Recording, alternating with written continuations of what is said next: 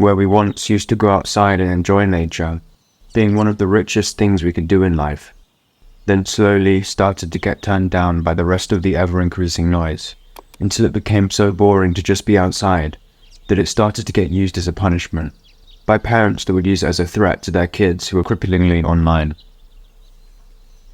The things you can do in nature seem incomparable now to the things you can do on your phone, that only require a press of a button to be fully immersed in a hyper-reality world designed by Silicon Valley engineers who figured out how to tap into your genetic code and exploit this vulnerability of human desire that needs to be constantly gaining better and more stimulating experiences. Where we once used to be able to go outside with no distractions, we then stacked on more layers of stimulation by listening to a podcast at the same time.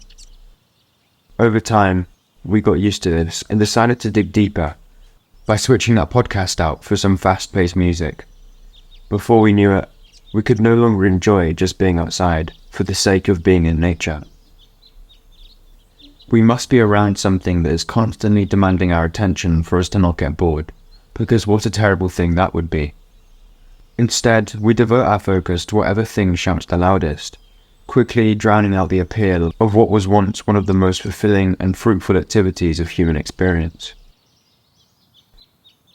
We have become so out of touch with nature that it has actually reshaped our lives, throwing open the door to a multitude of mental issues. The outdoors is interconnected with every aspect of your life.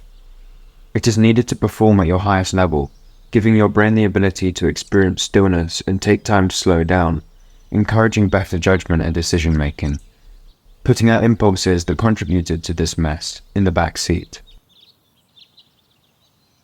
Especially prominent with the more recent generations, people have an overwhelming belief that they are the best, with culture blurring the lines between outright arrogance and real confidence, caused by a mixture of societal conditioning and parents pedestalizing their children. Every kid is led to believe that they are special and will become the next film star or singer, taking this false reality for granted.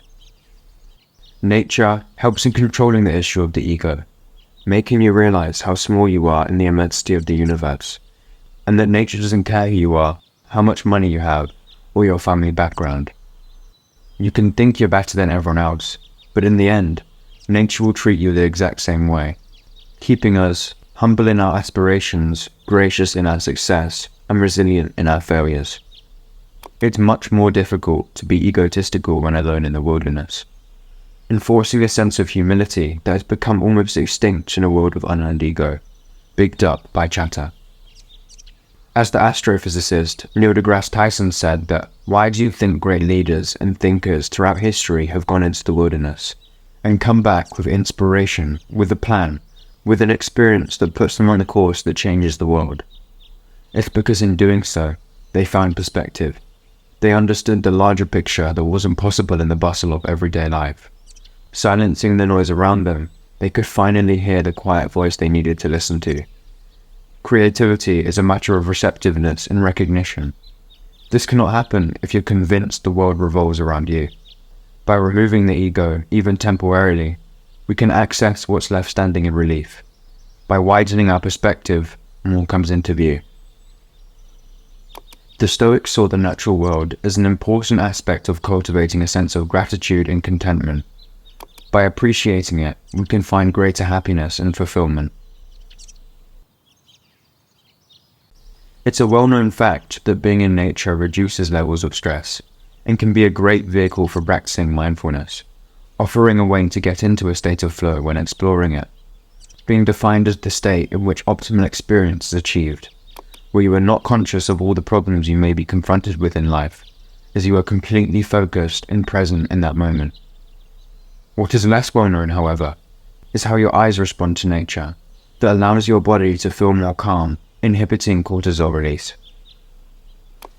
Looking at the vastness of nature really allows you to feel your eyes relaxing, undoing all the tension you put them under each day, looking at screens for hours.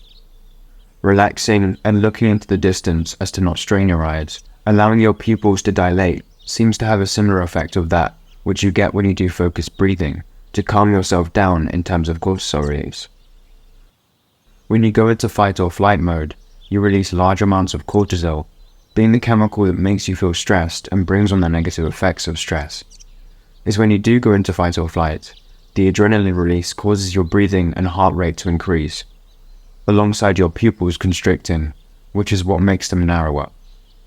Therefore, a popular practice is to take deep breaths, is to lower your heart rate and breathing rate.